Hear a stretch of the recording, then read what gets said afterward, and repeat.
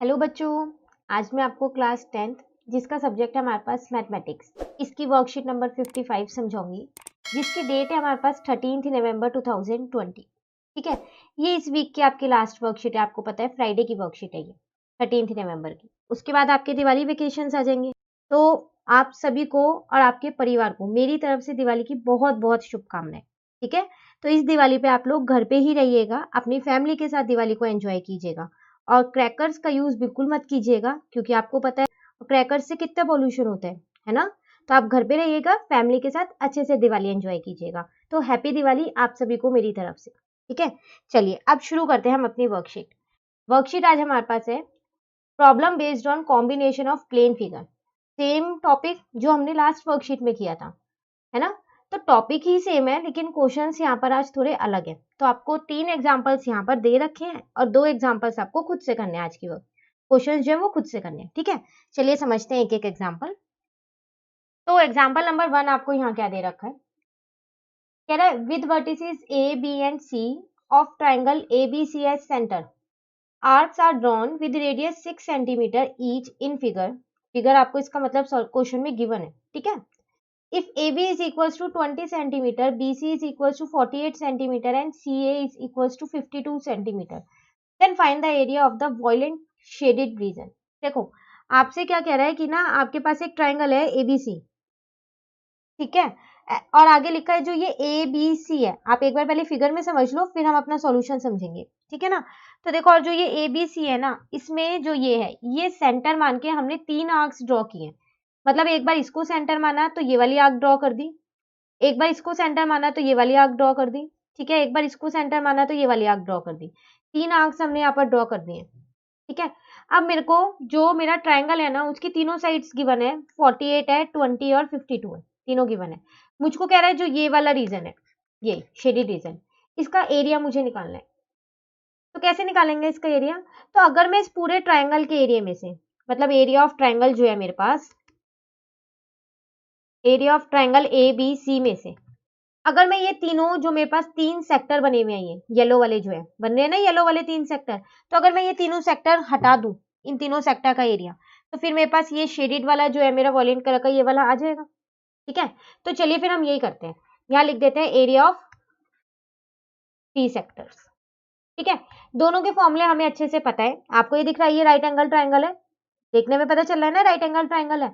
तो क्या मैं इसके अंदर हाफ बेस इंटू हाइट लगा सकती हूँ? क्योंकि राइट एंगल ट्राइंगल में तो हम हाफ बेस इंटू हाइट लगा सकते हैं, है ना। तो मैंने यहाँ पर वही लगा दिया है, हाफ बेस इंटू हाइट। अब बात आती है सेक्टर की। तो सेक्टर का एरिया तो शायद हमें बहुत ही अच्छे से याद है, ठीक है ना। वो क्या था हमारे पास, थीटा अपॉन में 360 इंटू में पाई आर स्क्वायर।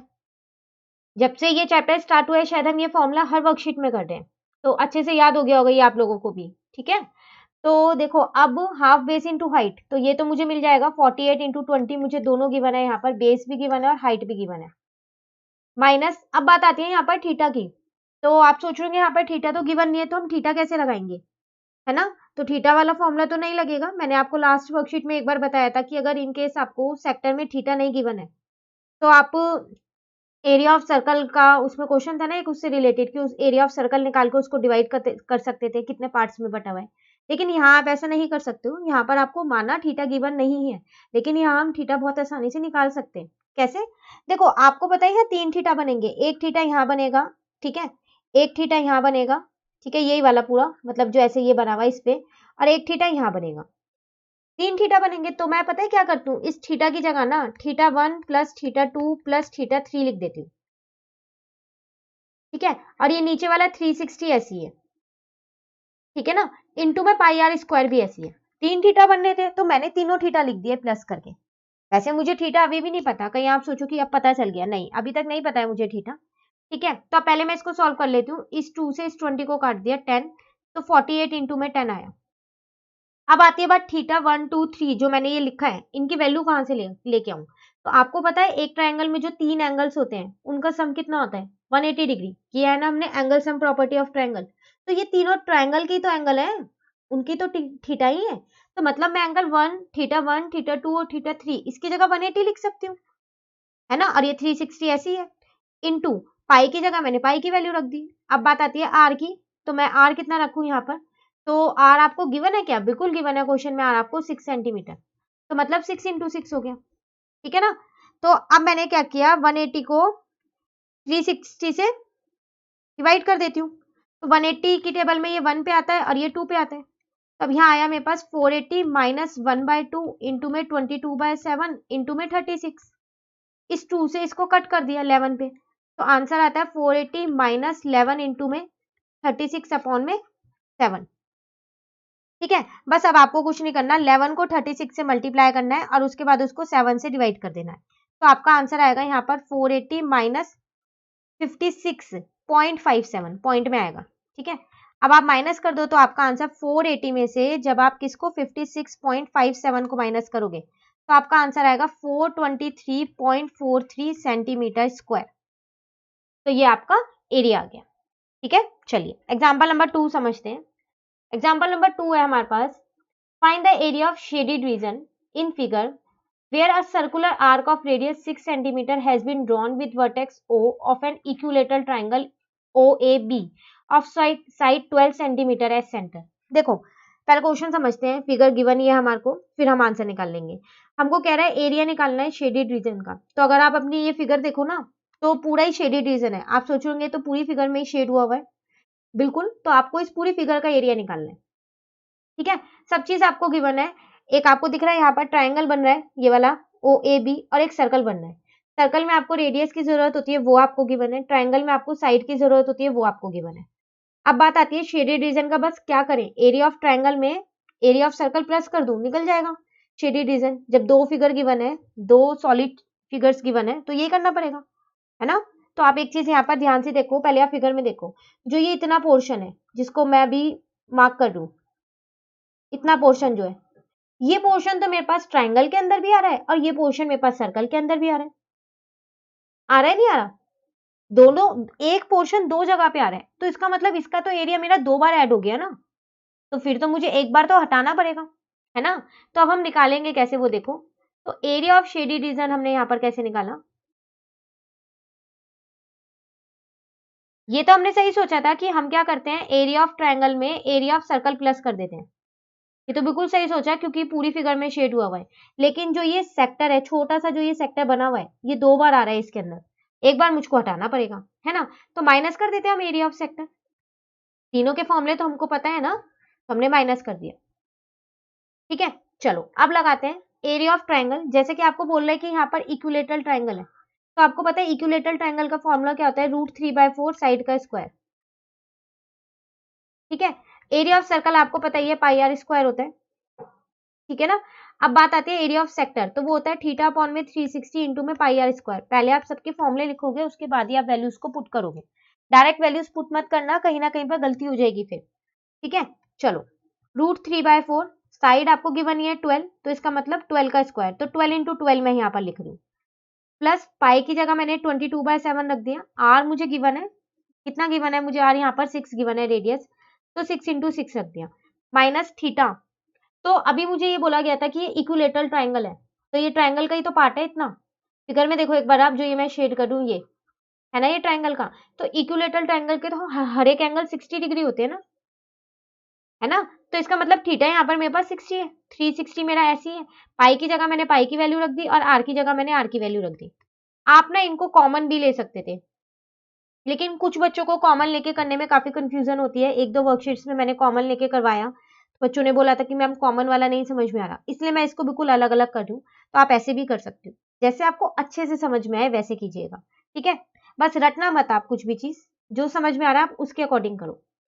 तो 4 से मैं क्या करती हूँ, इसको कट कर देती हूँ 3 पर, तो यहाँ पर बचा मेरे पास 12√3, ठीक है, प्लस यहाँ पर तो शायद मेरा कुछ भी कट नहीं हो रहा, तो 22 को 36 से मल्टीप्लाई कर देती हूँ, तो 792 अपॉन में 7 आ जाएगा, ठीक है, माइनस ये कट हो रहा है, इसको इससे कट कर दिया, 6 से 36 को कट किया 6 आया, इस 6 से इस 6 को भी कट कर दिया, तो 22 इंटू में 6 अपॉन में 7 बचा है, ठीक है। चलिए अब अगला स्टेप करते हैं, ये 12√3 मैंने ऐसे ही रहने दिया, इसको अभी मैंने कुछ भी चेंज नहीं किया, अच्छा यहाँ पर एक 3 रह गया था, तो अच्छा वो मुझसे रह गया है, मैं यहाँ लगा देती हूँ, कोई बात नहीं 3, और उसको यहाँ पर लिख देती हूँ, तो 12 को मैं 3 से इंटू करके लिख देती हूँ, अब 36 आ जाएगा, ठीक है, ये रहा, इसको फिलहाल मैं अभी ऐसे ही छोड़ देती हूँ।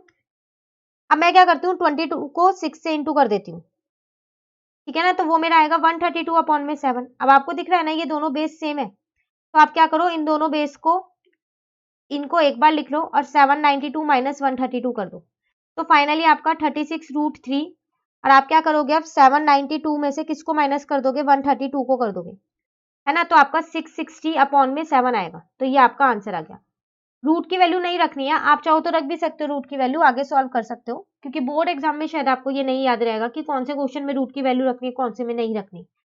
तो आप यहाँ पर भी छोड़ दोगे तो कोई दिक्कत नहीं है। अगर आप पे टाइम है पूरा पेपर करने के बाद, तो आप रूट की वैल्यू बिल्कुल रख के आगे का सॉल्व कर सकते हो, ठीक है। तो 1.732 इसकी वैल्यू होती है, आप वो रख दीजिएगा, उसके बाद सॉल्व कर देना, ठीक है। चलिए एग्जाम्पल नंबर 3 देखते हैं। एग्जाम्पल है यहाँ पर मेरे पास, figure 1 depicts a racing track whose left and right ends are semicircular. The distance between the two inner parallel line segment is 60 meter and they are each 106 meter long. If the track is 10 meter wide, find the distance along the inner edge or the area of the track. देखो यहाँ पर ना आपको एक racing track दे रखा है, ठीक है। ट्रैक आप समझ रहे हो, जो ये ब्लू कलर का है, ये है ट्रैक, रेसिंग ट्रैक, ठीक है। कुछ इन्फॉर्मेशन इसमें आपको दे रखी है कि जो ये ट्रैक है ना, इसके दोनों साइड पे सेमी सर्कुलर बने हुए हैं, ना, ये रहा सेमी सर्कुलर, ठीक है। इसकी ना मुझे जो ये इनर पैरेलल लाइंस है, ये वाली जो लाइंस है ये दे रखी है 106 है, ठीक है। और ये वाली जो लाइंस है, ये इनर वाली की बात करूं मैं सिर्फ इस ई एफ की, इतने की, ठीक है। पूरे की नहीं बात कर रही ए बी की, मैं ई एफ की बात कर रही हूँ यहाँ पर। वो मुझे 60 दे रखी है, ठीक है। अब वो मुझसे क्या कह रहा है पता है, कि जो ये ट्रैक है ना, ये 10 मीटर वाइड है, मतलब ये इतना 10 मीटर है, इतना। उसी तरीके से यहां से भी ये 10 मीटर है, ठीक है। फर्स्ट पार्ट में कह रहा है मुझे डिस्टेंस बताओ around along the inner as.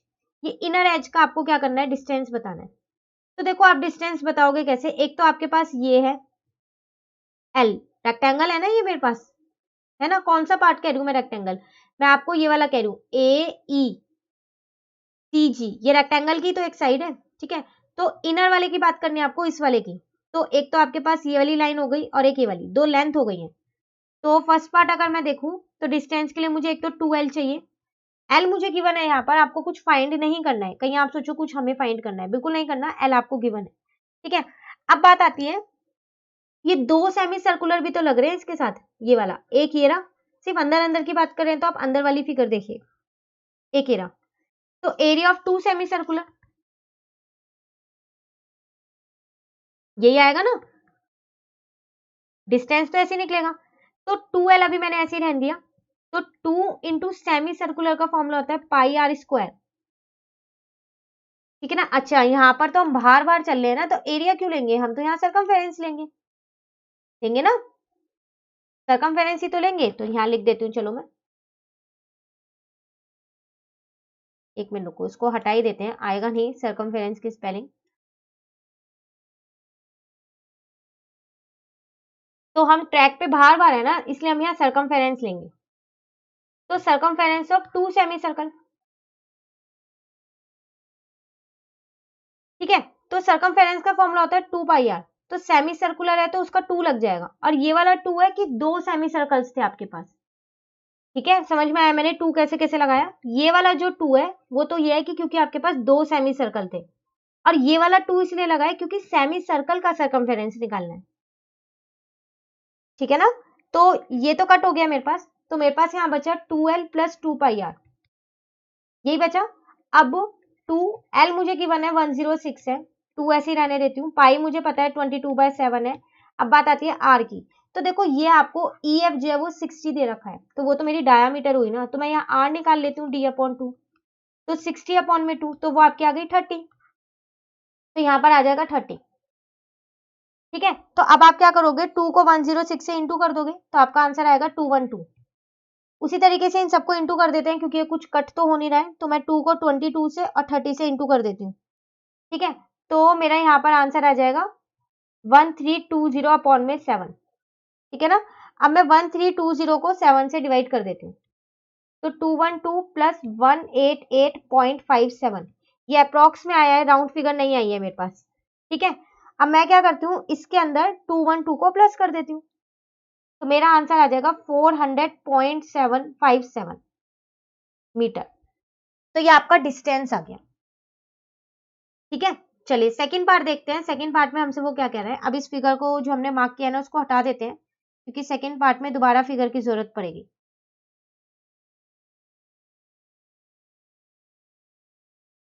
हाँ, तो सेकंड पार्ट में हमसे कह रहा है the area of the track. अब जो ये आपको ब्लू वाला पोर्शन दे रखा है ना, ये आपको निकालना है, एरिया ऑफ द ट्रैक। तो अगर आप ध्यान से देखो, जो मैं ये शेड कर रही हूँ इस टाइम पे यहाँ पर फिगर में, एक तो आपको ये चाहिए, इसका मतलब एरिया ऑफ रेक्टेंगल चाहिए। कौन सा रेक्टेंगल है ये, AECG, ठीक है ना, या फिर आप GC भी लिख सकते हो। तो चलो एरिया ऑफ ट्रैक हम कैसे निकालने वाले हैं, उसके लिए मुझको चाहिए एरिया ऑफ रेक्टेंगल चाहिए ना। कौन सा रेक्टेंगल चाहिए मुझे, वो AEGC। साथ के साथ में फिर ये नीचे वाला भी तो चाहिएगा, ये वाला, है ना। तो ये भी मैं यहाँ साथ के साथ लिख लेती हूँ कि एरिया ऑफ रेक्टेंगल, अब नाम क्या लिखूं इसका, तो इसका नाम है मेरे पास BFHD। ठीक है, अब उसके साथ दो ये सेमी सर्कुलर जो बने हुए हैं, इनका एरिया भी तो चाहिए। तो उसके लिए मेरे पास लगेगा 2πr, और सेमी सर्कुलर है तो 2 से डिवाइड करना पड़ेगा ना। अब आप यहाँ पर एक चीज ध्यान से देखो, तो ये वाला चाहिए आपको, ये तो ये आप निकालने कैसे वाले हो इतना पोर्शन, ये तो आपको नहीं पता कि आप कैसे निकालोगे इसको। अंदर वाला आपको पता है 60 है उसकी डायमीटर, बाहर वाले की कितनी होगी, 80 होगी, क्योंकि वो आपको कह रहा था जो आपका ट्रैक है ना वो 10 मीटर वाइड है, कह रहा था ना 10 मीटर वाइड है। तो इसका मतलब ये तो बाहर वाली जो है 80 होगी, 10 यहाँ से ऐड कर दिया और 10 यहाँ से ऐड कर दिया, आएगा नहीं आएगा 80। तो जो बाहर वाला सर्कुलर रीजन है ना उसका D आपके पास 80 आ गया, 60 अंदर वाले का और 10 दोनों ट्रैक का ले लिया दोनों साइड से, तो 80 हो गया।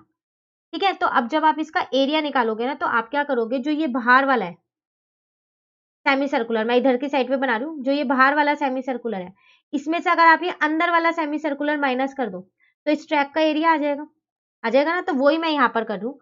2 मैंने इसलिए लिखा है क्योंकि 2 है हमारे पास। ठीक है, तो चलिए, तो πr² अपॉन में 2 माइनस πr² अपॉन में 2। ठीक है, दो बार 2 क्यों किया है वो भी समझ लो। यहाँ पर कह रहा था सेमी सर्कुलर, तो सर्कल का एरिया होता है πr², तो सेमी सर्कल का आधा होगा, तो इसलिए नीचे यहाँ पर 2 लिखा है, यहाँ पर 2 लिखा है। ये बड़े आर का मतलब है बड़े वाले सर्कुलर का एरिया, सेमी सर्कुलर का, और छोटे आर का मतलब है छोटे वाले सेमी सर्कुलर का एरिया। इन दोनों को मैं माइनस कर दूंगी, तो जो ये मेरा ये वाला पोर्शन बचा है ये आ जाएगा, और ये दो ऐसे पोर्शन इसलिए आगे ब्रैकेट के बाहर 2 लगाया है।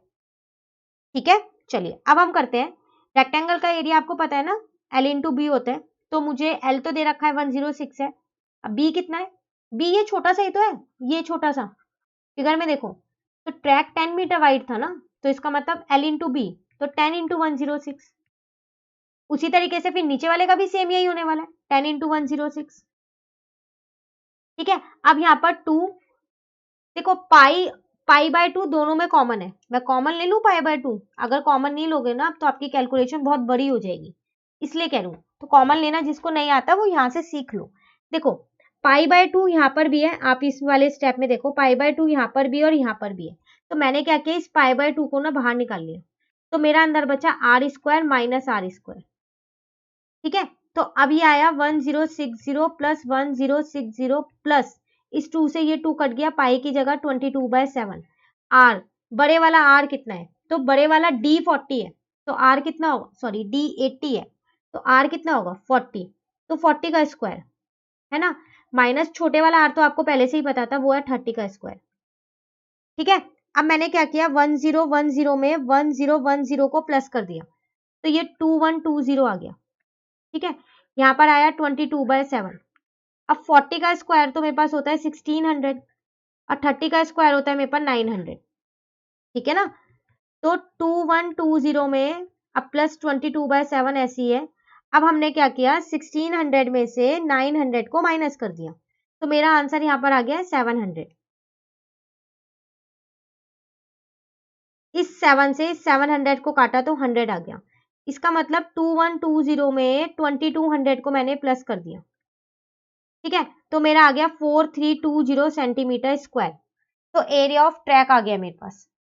ठीक है, इसमें एक चीज जो हमने यहाँ पर यूज की सेकंड वाले में, वो मैं यहाँ लिख देती हूँ, मैंने यहाँ डायमीटर निकाली है, मैं यहाँ लिख देती हूँ डी मेरा 80 है, बड़े वाला डी जो है वो मेरा 80 है, तो मेरा आर कितना होगा 80/2 इज इक्वल टू 40। ठीक है, ये आपको निकाल के दिखानी है। आप चाहो तो स्टार्टिंग में निकाल के दिखा सकते हो, जैसे इन्होंने यहाँ दिखा रखा है डी इतना है, छोटे वाला डी और छोटे वाला आर लिया है तो बड़े वाला भी आप निकाल सकते हो।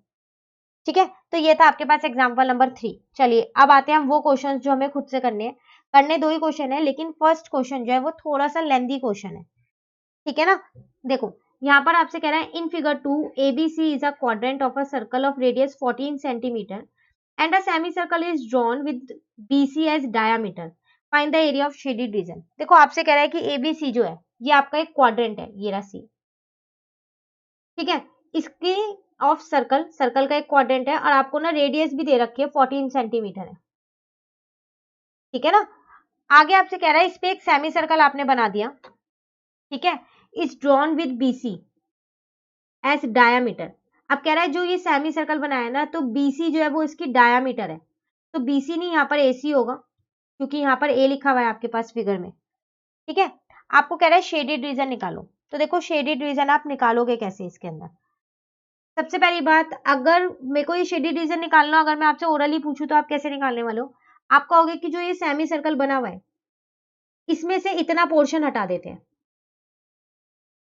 तो मेरा शेडेड रीजन आ जाएगा। आ जाएगा नहीं आ जाएगा, पर मैं ये इतना पोर्शन हटाऊं कैसे। तो इतना पोर्शन अगर आप ध्यान से देखो, जो ये वाला पोर्शन है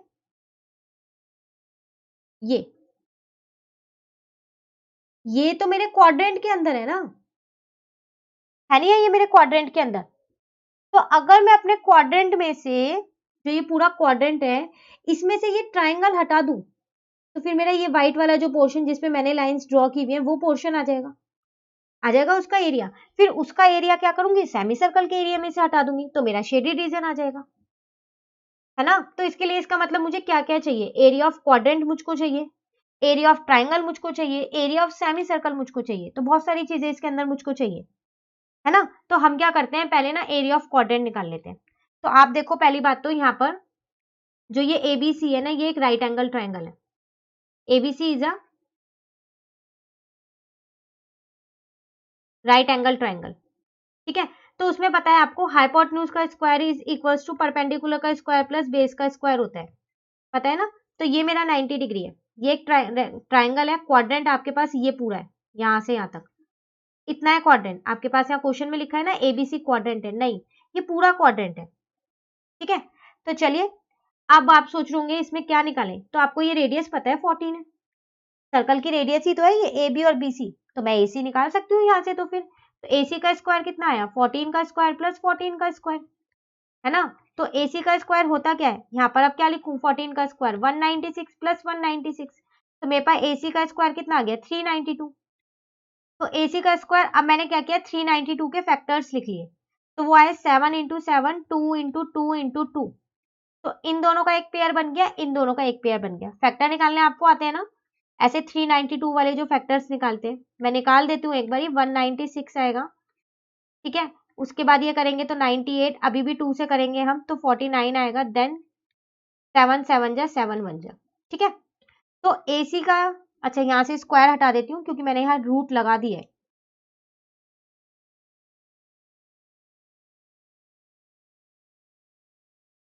ठीक है, स्क्वायर हटा तभी तो रूट लगा। तो AC मेरे पास यहाँ पर कितना आ गया, एक 7 और एक 2 बाहर आ गया, अंदर 2 रह गया, तो 14√2 सेंटीमीटर आ गया। चलो AC मुझको मिल गया। अब मैं सबसे पहले ना अपना एरिया ऑफ क्वाड्रेंट निकालती हूँ, तभी तो मैं उसमें से एरिया ऑफ ट्राइंगल माइनस कर पाऊंगी, तभी तो जो ये वाला पोर्शन है ये मेरा आ पाएगा। तो एरिया ऑफ क्वाड्रेंट कैसे निकालूं, तो पहले मैं ना यहाँ क्वाड्रेंट का नाम लिख लेती हूँ, इसको मैं खुद से नाम दे रही हूँ यहाँ पर। ठीक है, P नाम दे रही हूँ इसको, मैं डॉट लगा रही हूँ। तो एरिया ऑफ क्वाड्रेंट ABCP। ठीक है, तो इस पूरे क्वाड्रेंट का एरिया, तो पाई आर स्क्वायर अपॉन में 4 ना, सर्कल का 1/4 पार्ट होता है क्वाड्रेंट, है ना। तो अब कैसे करें हम इसको, तो पाई की जगह मैंने पाई रख दिया, आर की जगह आर रख देते हैं, आर तो मुझे 14 गिवन ही है और नीचे वाला 4 ऐसी है, इस 7 से इस 14 को काट दिया, 2 आया, तो फाइनली मेरा 22 इंटू 2 इंटू में 14, अब मल्टीप्लाई 1/4, ये ऊपर जाके रेसिप्रोकल हो गया ये वाला 4। ठीक है, इससे मैंने इसको काटा 2 आया, इससे मैंने इसको काटा 11 आया, तो 11 इंटू 14, तो मेरा आंसर आ गया 154 सेंटीमीटर स्क्वायर। चलो एरिया ऑफ क्वाड्रेंट तो मेरा आ गया। अब अगर मैं एरिया ऑफ ट्राइंगल निकाल दूं और उसके बाद क्वाड्रेंट में से एरिया ऑफ ट्राइंगल माइनस कर दूं, तो जो मेरा ये वाला पोर्शन है ये आ जाएगा ना। मैं इसको रेड से कर देती हूँ ताकि आपको ये अच्छे से पता चल जाए मैं कौन से पोर्शन की जब से निकालने के लिए बात कर रही हूँ। ठीक है ना। हाँ, तो मैं आपसे कह रही हूँ कि अगर मैं इस पूरे क्वाड्रेंट में से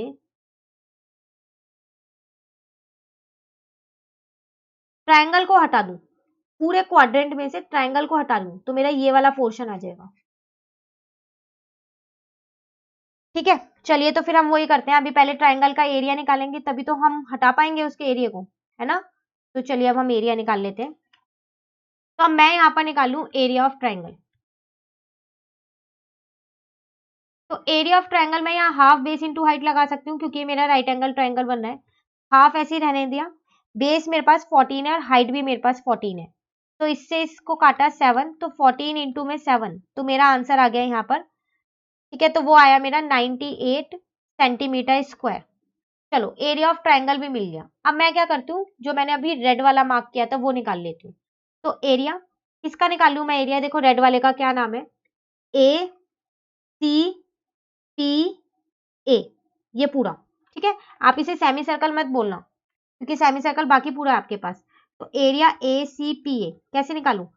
तो एरिया ऑफ क्वाड्रेंट में से माइनस कर देते हैं एरिया ऑफ ट्राइंगल। ठीक है ना।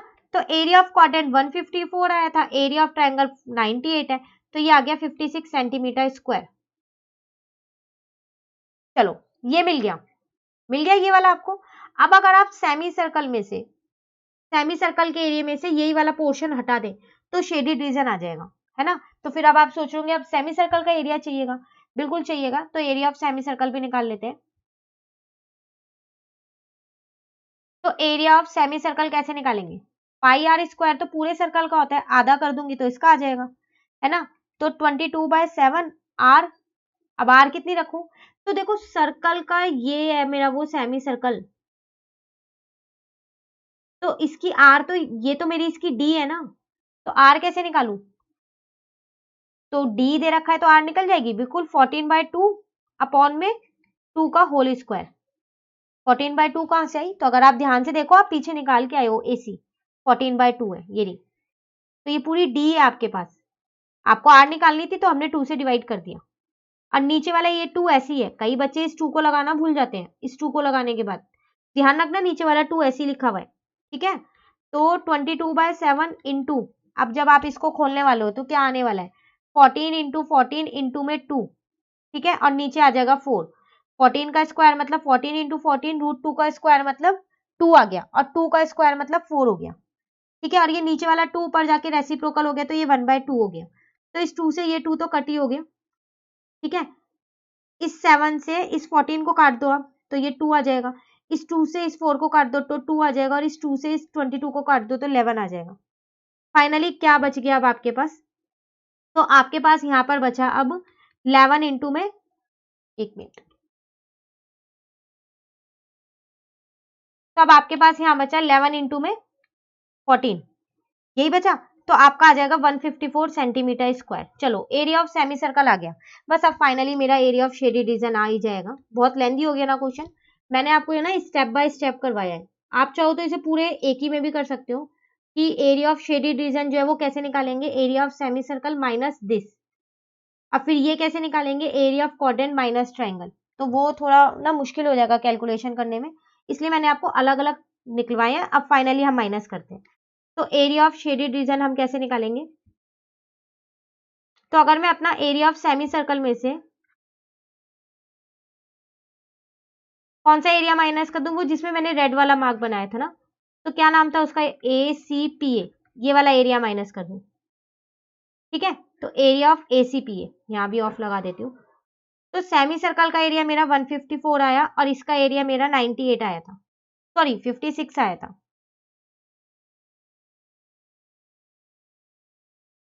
ठीक है, तो 56 लिख देते हैं।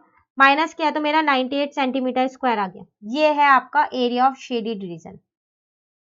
तो बिल्कुल स्टेप बाय स्टेप हमने किया। क्वाड्रेंट का एरिया निकाला, इस क्वेश्चन में हमने ट्राइंगल का एरिया निकाला। क्वाड्रेंट के एरिया में से ट्राइंगल को एरिया को माइनस कर दिया तो ये वाला एरिया आ गया। ठीक है, अब फिर सेमी सर्कल का एरिया निकाला और सेमी सर्कल के एरिया में से ये वाला एरिया माइनस कर दिया तो शेडेड रीजन आ गया। ठीक है ना। चलिए क्वेश्चन नंबर 2 करते हैं। आज की वर्कशीट का लास्ट क्वेश्चन है हमारे पास। ये क्वेश्चन 2 है हमारे पास। 3 circles each of radius 7 centimeter are drawn in such a way that each of these touches the other two. Find the area enclosed between the circle. कह रहा है आपके पास ना 3 सर्कल है, रेडियस तीनों की दे रखी है, हर एक की 7 सेंटीमीटर है। कह रहा है आपने ये इस तरीके से बना रखे हैं तीनों सर्कल कि जब आप एक सर्कल बना रहे हो ना तो वो बाकी 2 सर्कल्स को टच कर रहा है। ऐसे ही जब आप दूसरा सर्कल बनाओगे तो वो बाकी 2 को टच करेगा, तीसरा सर्कल बनाओगे तो जो 2 बचे हुए हैं उनको टच करेगा। ठीक है, तो पहले ना जो क्वेश्चन में बोला गया है हम वही बना देते हैं। कैसे बनाना है यहाँ पर, आप इसे कंपास से बनाना सर्कल्स को, तो थोड़े ठीक से बन जाएंगे आपसे। ठीक है, तो एक सर्कल ये बनाया तो बाकी 2 को ये टच कर रहा होगा, तो चलो बना देती हूँ मैं यहाँ।